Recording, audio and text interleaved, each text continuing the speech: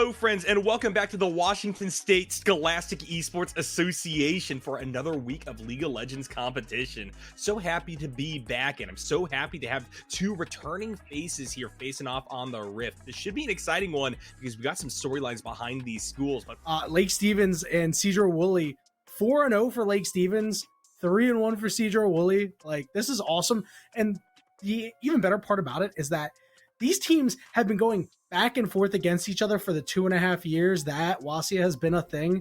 And it's one of the longest unofficial rivalries. And you know what? Today, we're making it official. Yeah, Lake Stevens, they've got a pretty good roster themselves. And we've seen them a couple of times. I mean, I remember scouting Macho Waffles and was like, this guy plays Cassiopeia top and like kind of dirty on it, you know, like watching him play some solo queue and get double-digit kills without dying. I'm like, oh, that's kind of scary. Like, you see the Cassiopeia getting bans because you got to respect. For sure, and we are moving into the draft phase here. I think that maybe the logo at the top is a little bit reversed. I believe that Lake Stevens is the team that exhibits Macho Waffles and company. But regardless of what side is what, I do kind of want to pay attention to what's going to be banned out here because we're still shifting through the patches, you know, trying to get set up for MSI, and that trickles down, impacts everybody at every level of play. And I want to see what people want to focus out here. I actually really like the Draven ban coming through from blue side. I think that this is a champion that is massively underappreciated, even though it is respect banned quite a bit. I think it needs to be knocked out basically every single game.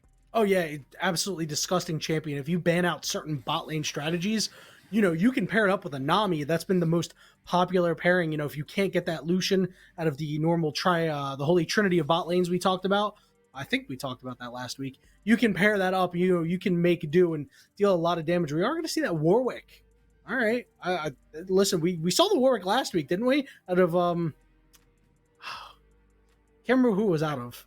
Yeah, I don't remember who played the Warwick. I also don't remember because I know that we were like, is this top? Is this jungle? Yes. And kind of the same thing is going to come through here because I don't think this is LCS order for either team right now. That being said, the NASA's Volibear stacking on red side means that, hey, maybe they were the ones that actually assembled in the correct standings. But we can't see their names because of the way that Riot has changed the way that client draft works, which has always confused me.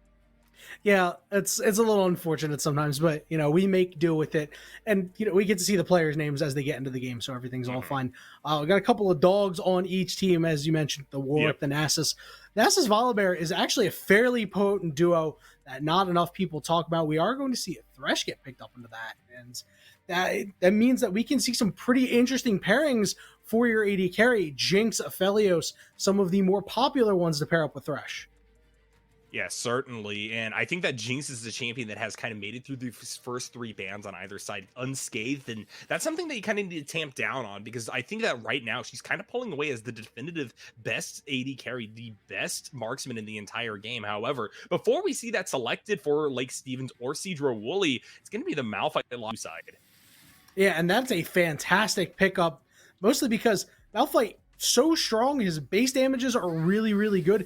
His damage on his abilities, super fine. You know, get the extra armor, you get so much stronger, but that engage is really what you pick him for. And, you know, it just seems like a really good pairing. You get the Warwick to hop on somebody, Malphite can follow up, you know, take out some other members, knock them up. And then all of a sudden, you know, you just have to kind of deal with that, right? It's like, oh, this Warwick's sustaining, this Malphite's a huge tank. Nasus Volibear can't really get through that.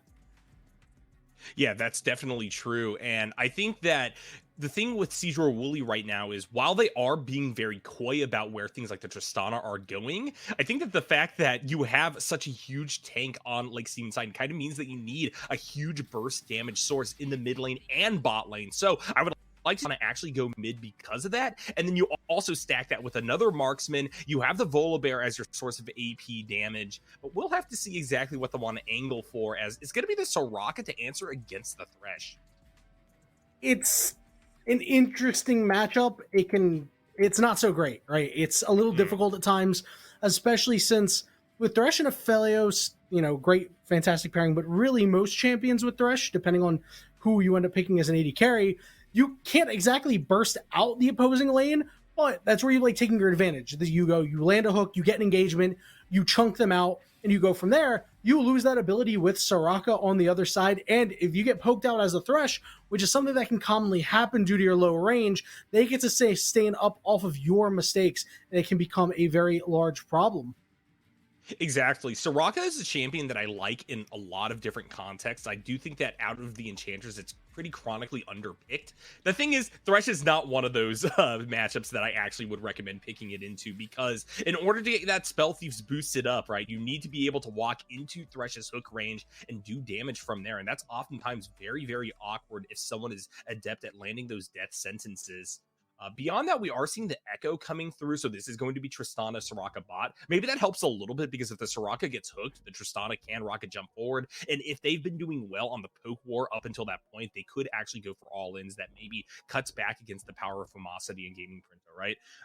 This Echo, though, I really do like for the mid lane. It's another kind of assassin-y character. It's going to focus on some of these more squishy champions that Lake Stevens has locked in, especially in the latter part of this draft, the Orianna and the Aphelios. And while that does mean that now Tristana, Volibear, and Nasus are all concerned with taking down the Malphite, that seems like a relatively easy job, or easier job, now that you have someone who's so adept at just blowing up people on the backline and making sure that Malphite really isn't peeling for anybody. They're just taking punishment left, right, and center.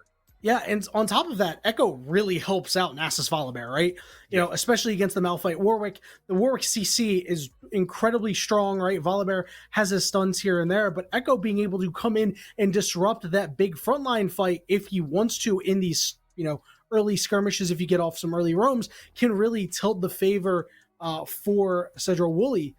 And, as the game progresses and everything like that, Echo being able to get to the back line, super huge, especially against Orianna and Aphelios, as long as he can stay out of trouble. Aphelios, though, should be relatively okay. Has that Thresh pairing, as we talked about a little bit earlier, one of the best pairings for it. But the champion to watch here for me is definitely this Thresh. This is a big skill check lane for a Thresh, because if you get poked out by the Soraka, you're going to lose the lane. You need to ensure that your flays are on point to either stop the Tristana from going in with rocket jump, or to pull her back and interrupt it. Exactly. And that's a very difficult challenge. I think that Threshes, as of late, have gotten a lot of practice in those kinds of matchups, because Rakan has been so popular as a support. And man, you got to land those flays against that champion as well, right? But Tristana, obviously, the consequences are often a little bit more dire if you don't manage to match their jumps and stuff like that. So that's something to watch out for. I think that as long as this lane doesn't go disastrously in favor of Sedro-Woolley, Aphelios' scaling is going to help out the Thresh, even if they are relegated to a role with a little bit less impact. But Tristana Soraka is a lot of guaranteed value late, and as long as they also don't run it down, I think we're going to have a very evenly matched tale of two carries down there, and I'm really excited because there's so much built around these champions on both sides. The Nasus, the Volibear, going to get strong on their own, work as a beefy front line. Malphite Warwick, very much the same, also kind of able to interrupt one another, right? The Echo goes in on the Aphelios, the Warwick goes in on the Tristana. I think we got an action-packed game ahead of us here and now. Oh, absolutely. It's going to be an absolute banger. These teams are going to hit level 6, and they're going to fight around every objective, and they're just going to, mash right into each other. And really, there are a lot of big skill checks here because of the champions that are around. This Tristana needs to be incredibly careful of Malphite and Warwick. This Aphelios needs to be equally as aware of Nasus, Volibear, and Echo. And again, going back to the Thresh, has to be great offensively and defensively. Like, anything less than a perfect game is going to cause problems for Lake Stevens. I hate to put all this pressure onto the support, but really, when you pick a champion like Thresh, you know what you're getting yourself into. Hello, friends, and welcome to the Rift for the Washington State Scholastic Esports Association League of Legends match between Lake Stevens and Sedro-Woolley High School. This is going to be an exciting one. Two of the top contenders in this league facing off on the Rift with some big records under them. 3-1 for Sedro-Woolley, 4-0 for Lake Stevens, and they really want to continue that rampage here in week number 5. Yanni, what are you looking for out of this early game? I want to see an invade. I mean, you got the Thresh, right? You have to just go for the invade. Let me tell you, I have been casting Blue Water League Masters. Nobody invades, and it's so boring, man. I want to see some action happen from Gaming Printa here. We're going to maybe print some money, and you can already see they've spotted out a couple of members. Flash Hook, wow. That was very telegraphed, but it works. Ace is completely caught out and getting run down by all 5 members of Lake Stevens Vikings. They will get themselves first blood and quite a bit of control over this bot side jungle. That should be all of Sedro-Woolley's. Heck yeah, man, that was great. Listen, as you mentioned, it was pretty telegraphed, right? You could definitely see that one coming from a mile away, but that's a nice hook. Like, you still have to land those, right? There is a lot of pressure when you go and decide, I am burning my flash here. I could have ruined the game if I miss. Yeah, for sure. Because oftentimes we've been seeing a lot of Threshes going for engages in the lane off of stuff like Flash Flay. Having that tool down is a big gamble, but Vikings have it pay off, right? They get themselves a kill. It does go over to Game Imprinta, which maybe isn't the best choice, but they're going to start with the Ruby Crystal. That's really going to help in that poke war that you were talking about versus Charity Live, right? And I think that that dynamic means that the Vikings in this lane that we've been centering so much during the draft phase will be very ahead. I gotta say, I think it's kind of a mistake. I got to be honest with you. Ruby Crystal means that you are just giving more health to the Soraka now. That is true. Unironically, I hate to be that guy. I do play a lot of Thresh myself. Boots really strong on that champion, especially when you're trying to avoid a Soraka, and also means you get a lot closer to your mobility boots, but also getting closer to your mythic, as every mythic that Thresh builds out of Ruby Crystal. There's something to be said for that as well. That is definitely true, and it looks like we're going to see further pressure down bot side of the map. Game Imprinta able to secure another flash. Omni Charlemagne having to get out of the way of the death sentence as the work comes tearing in. But besides that summoner spell going down, Sedro-Woolley will not suffer another death. Yeah, they are starting to suffer, though. You'll take the trade of exhaust for your opponent's flash every day of the week. And twice on Sundays. And Gaming Printa has really had a great game so far. Like, we talked about it, like, we got to wait on the Thresh, and the Thresh has put in work. And that's Charity Live hit by another death sentence. Fumosity with the Calirum is able to poke from so far away and make that Soraka hurt. Now that's a heal also burned. You land a few more of those hooks, and this is basically a guaranteed kill in this lane now. Vikings are just going to continue to focus these guys. Although Sedro-Woolley want to follow back. Fumosity does go low, has the grenade taken away on them. The explosion actually kills them, and Game Imprinta not expecting that. Now it's to run all the way away, but the reset from Omni Charlemagne means that they're able to rocket jump forward, get more poke down onto the Thresh, and now this game is all even Steven. Oh, Gaming Printa played that so well. Was unfortunately unable to protect his AD carry. And that sort of thing happens when you step away to ward. You can get jumped on by a Tristana if you are low HP. Fumosity has to be careful about that sort of thing. That being said, Ace is getting pressured. The fear goes down. They're getting slowed. They will eventually make it back towards their tier 1 tower, but at only 200 health versus Macho Waffles on the Orianna. That's been kind of out trading the champion so far. I think they just need to take the reset. That being said, top side of the map, Budget Pro's in a lot of trouble. Has to flash away, but bring around the Rosie and get to safety. It should be A-okay. Nice to see junglers back-to-back making something happen. The chess match in the jungle that so many people like talking about. Freedom Fighter deciding, you know what, I'm going to make an impact mid lane and only playing BC Find, just going and decided to go up top lane and say, you know what, we're going to burn some flashes, we're going to make life difficult, we're going to support our Nasus, try to carry us into the next millennium. Coming back to the lane bot side of the map, Game Imprinta has got themselves armor alongside the Ruby Crystal. The problem is with the Coalstar, Fumosity is just kind of struggling. They're behind, only able to get that longsword versus the pickaxe for the Tristana. That's something to watch out for. As is this play top, only playing because Friend definitely overstayed up there, and that allowed for a pincer movement in favor of the Vikings to occur. Now, bot side, we got another scrap. Fumosity once again getting picked low. Another rocket jump comes out of the Tristana. Omni Charlemagne going to kill their fellow AD carry a second time running. Now they have to get out from under Game Imprinta. Charity Live trying to body block as much as possible. And now look at this, the Tristana. They have the confidence to jump forward, but they get hit by the Flay. Game Imprinta gets out with just a sliver of health. Charlemagne, the god in the bot lane. I thought he was going to be able to get away with it, but more fighting is going on everywhere. Yeah, Freedom Fighter just immediately comes back top side of the map. Ghost Life is going to be forced into Budget Pro. There's just not a lot of damage from these two champions, though. Nasus gets under their tower, and unfortunately, there's just not enough health there to actually set up for the dive. So Sedro-Woolley will be able to dodge death top, but across the rest of the map, it is a war zone. Both sides going at it, but look at the gold. Vikings are ahead. Yorko, we're not even 6 minutes into this game, and it has delivered. It has been so fun just watching them beat each other up everywhere. I said they were going to fight for every objective at level 6. They're fighting when you step a pinky toe over their turf. You say, hey, back off. We're trying to fight here. It's just been absolutely crazy. I think Freedom Fighter has to start trying to bail out his bot lane here. Fumosity has been struggling. You can see the pairing of Aphelios and Thresh is good. Like, it's doing fairly well, despite the fact Fumosity is 0-2. It's just been Charlemagne has done so much. And of course, when you have a second health bar, it gets a lot easier.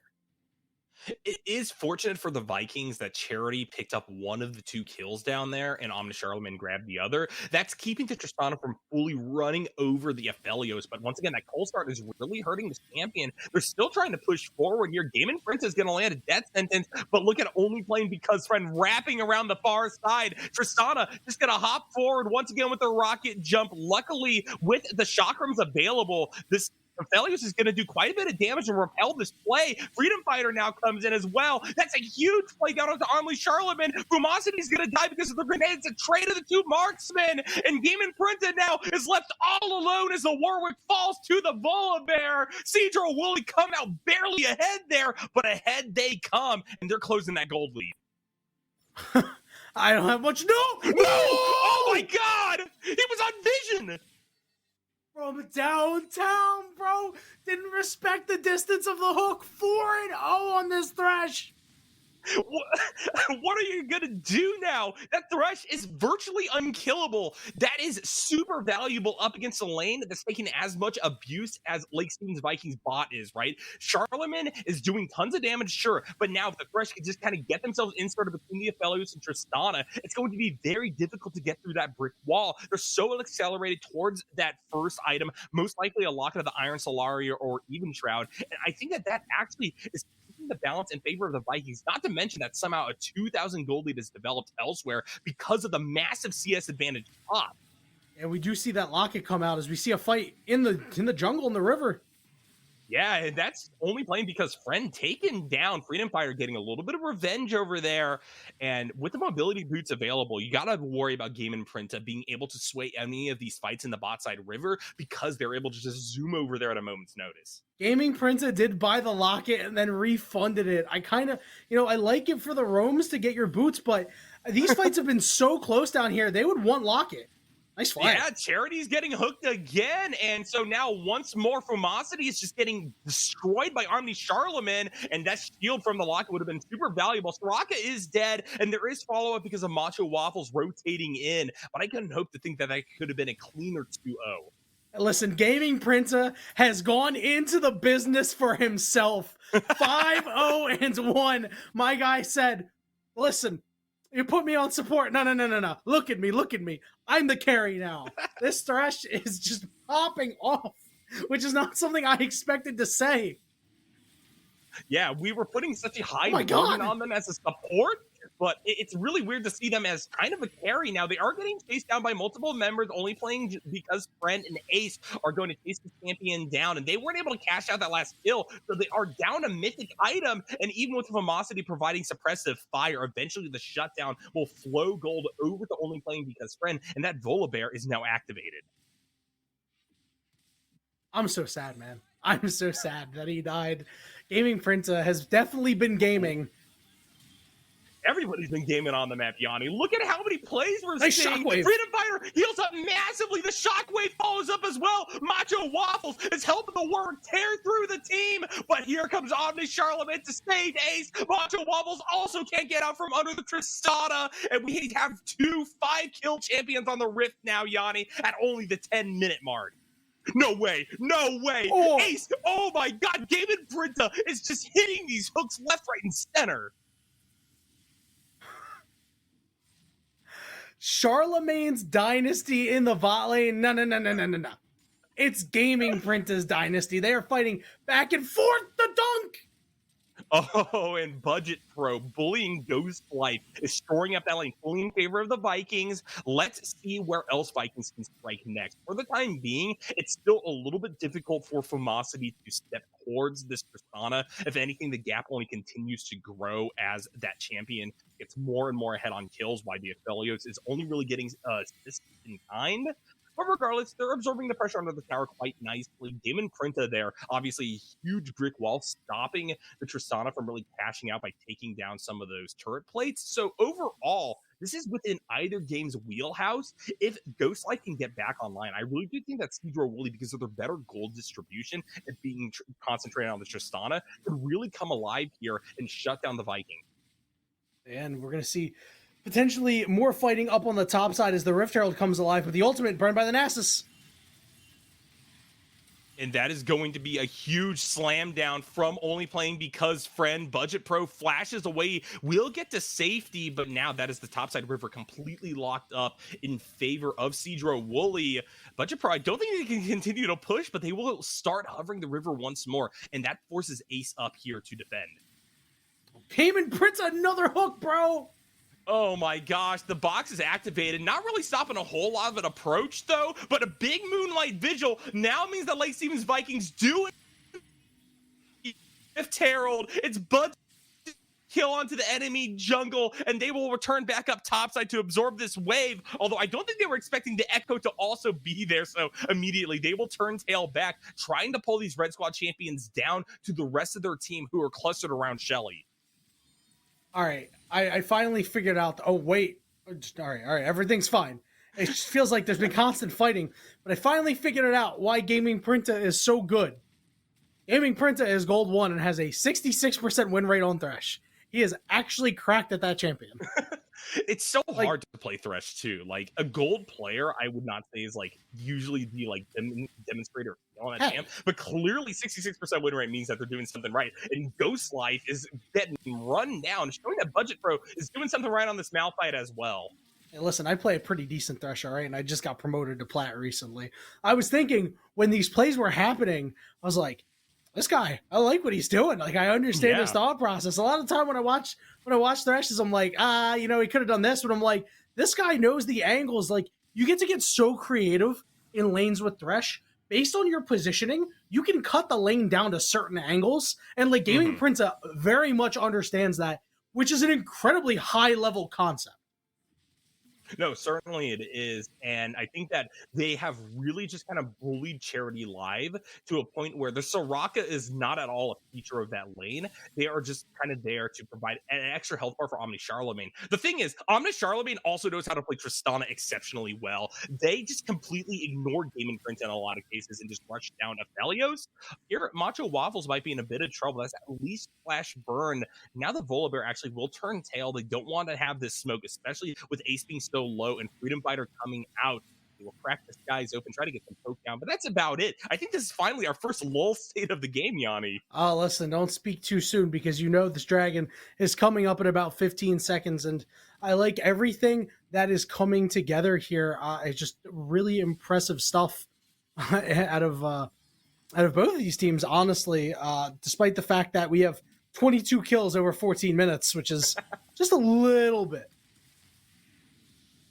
I think it's going to turn to a lot more here if Ghost Life can't get out from under the Malphite. We're finally getting to the point where maybe Ghost Life has enough stats to just kind of resist the fact that this whole team Malphite has been bullying them. They only take about half their health bar getting back towards the tower, but still, Budget Pro is a huge threat, especially once we get to this mid-game, as is the Warwick, as they just jump in with their ultimate. It's a double shut off the back of the Moonlight Vigil, and Damon Printon just picks up another one. Share the wealth, my guy. You have an 0-4 Aphelios. Nah, bro. Gaming Printa has deserved every single kill that he's gotten.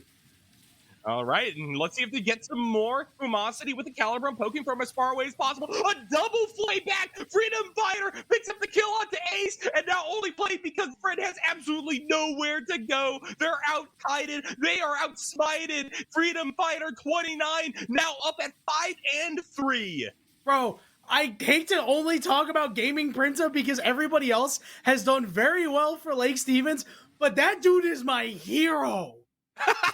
That was such a good play, Yanni. Honestly, I'm just trying to balance you out here, but trust me, if I was completely unbiased and just focusing on one player, it would be Game and Printa all the way. He's the MVP, 7-1-4 on this, basically unstoppable. But also, we have to note that Omni Charlotte is doing their best to try to carry this game back, trying to chase down the Orianna here. Freedom Fighter once again rotates through the Tribush, though, and now the just has to sit there under the tower until Only Flame becomes friendly comes down, and come down they will. A huge shockwave finds the back line, and Aphelios comes through as well. Fumosity with the hero flash. They finally kill their enemy AD carry, and once again, the Volibear is up the creek without a paddle. Even teleport being burnt by Budget Pro to ensure this champion goes down.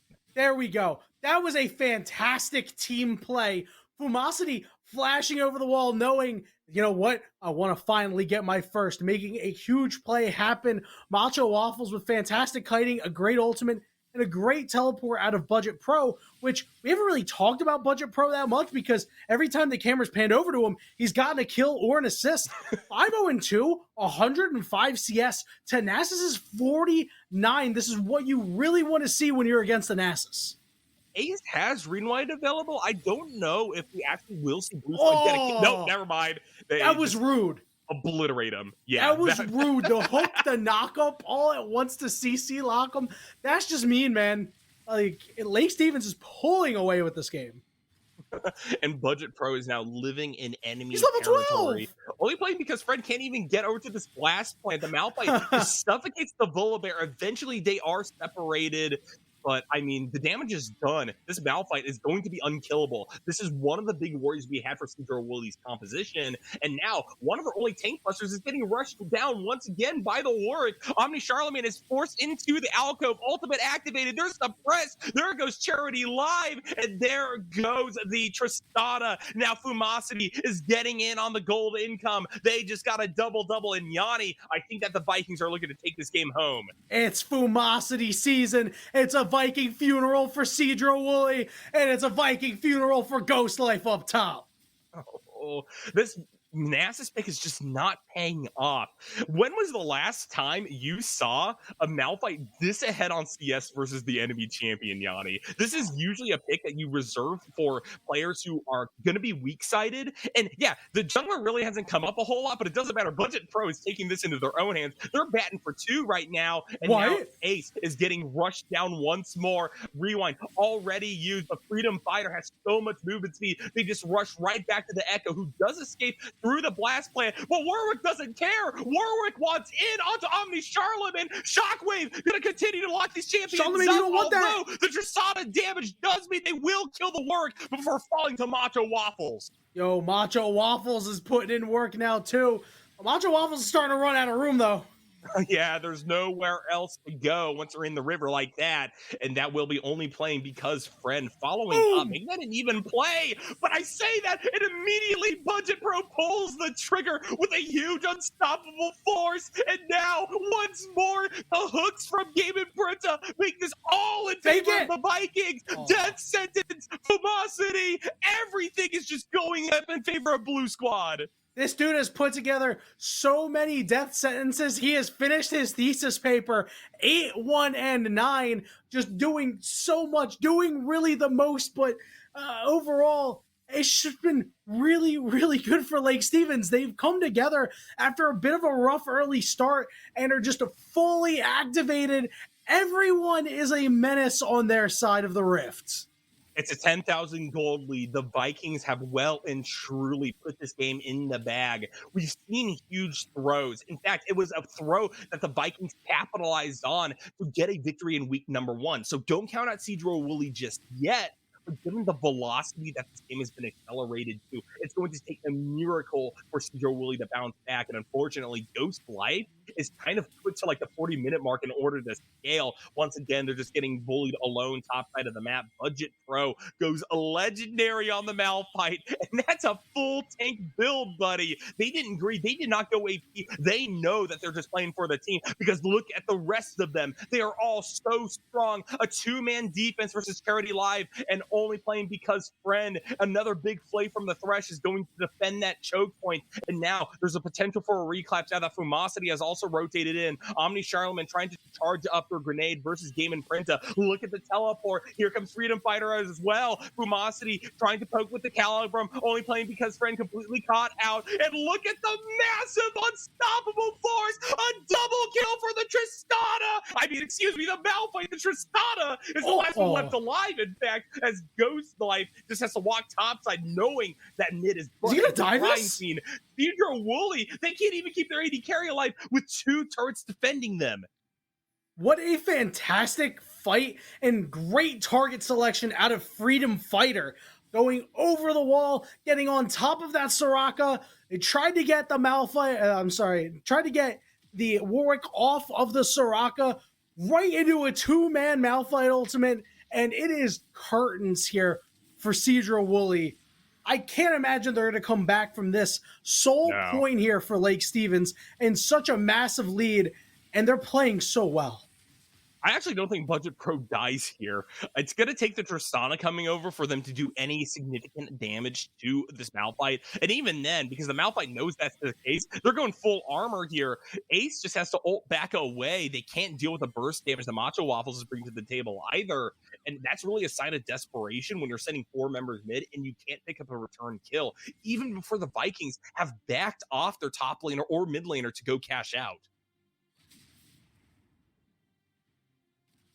I'm just stunned into silence here. Like, agreed. This is a master class on what you should be doing in games like this, right? Because despite the fact that they were down early, right, and things were looking kind of ugly, they've done all the right things. They've gotten aggressive when it moves them and when it's correct for them to do so, and they're playing within themselves. They understand that if they go for something, they're not going too deep and giving away shutdowns. And Lake Stevens did that so well in the mid game, which has caused this large lead to occur and them not give it away. And once again, Ghost Life is just going to be picked top. I think that this is enough space for Vikings to rush down the Baron Nashor. That being said, Freedom Fighter pulls the trigger, tries to jump into 4 members. Fumosity just didn't have the health to follow up. And so that's a 1-2 play for Sedro-Woolley. And I spoke too soon. Now it's going to be up to these 3 remaining members of Blue Squad to try to defend this tier 1 turret. And with that death sentence over the wall, Game and Printa is going to start this off. Budget Pro rushing on in, already using their unstoppable force and executing Charity Live in an instant with their empowered auto attacks, only playing because Friend is also going to fall to the might of the Mountain Man. And it's madness on the Rift once more. The Vikings almost overstepped there. That could have been a crucial mistake, but Sedro-Woolley High School just do not have the wallets to play with for these extended fights. The Angel of Death, Gaming Prince, continuing to try to get close there, chasing down Omnis Charlemagne. Omnis Charlemagne running for their lives. Gaming Prince, guys, let's hit the inhibitor. Budget Pro was like, no, I thirst blood. 12-0-7 on this Malphite. There's 3 key items. He's just not taking any damage at all. He says, I don't need a lantern. Game and Printer wanted to get him out, but we're going to see another fight break out. And I mean, it's a good thing they didn't take that lantern in, because I think this is a successful fight for the Vikings. Sure, Budget Pro is finally being taken below half health, and that is a momentous accomplishment for Sedro-Woolley, but the fadeaway damage is actually really impressive here. Game and Printa is finally going to be chased down as well, so that is an overextension for the Vikings, but now I think Sedro-Woolley are about to throw that lead right back over, because the cavalry has come through. It's going to be an ace, and Yanni, I think that's the end of the game. Macho Waffles, macho man in the mid lane. A huge shockwave there to put a nice little bow on this game.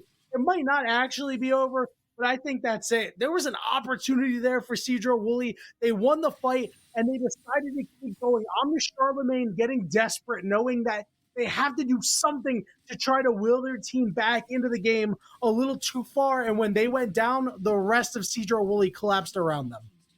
Umosity decides to rotate into the mid lane and just take another tower and an inhibitor. So as you're saying, Yanni, this is not the exact end of the game, but he can't help but think that Sedro-Woolley is basically out of this one at this point in time. That gold lead continues to blossom and bloom. Now 12,000 in the Vikings' favor. And honestly, they're kind of struggling to extend that lead much more because they're pushing so deep into enemy territory to like make a statement that eventually they're going to give some shutdowns back. And these kills are worth less and less every single time that you take these champions down. And so this is going to be the nightcap on it. They have to go back and just grab themselves the Baron Nashor. It's going to go down quite easily. I don't think there's even a chance at a steal. Volibear and company have no vision over the crucial objective, and the big purple warm buff probably going to allow for these empowered minions to lock it down, and that will be the end of the two Nexus turrets and the Nexus itself.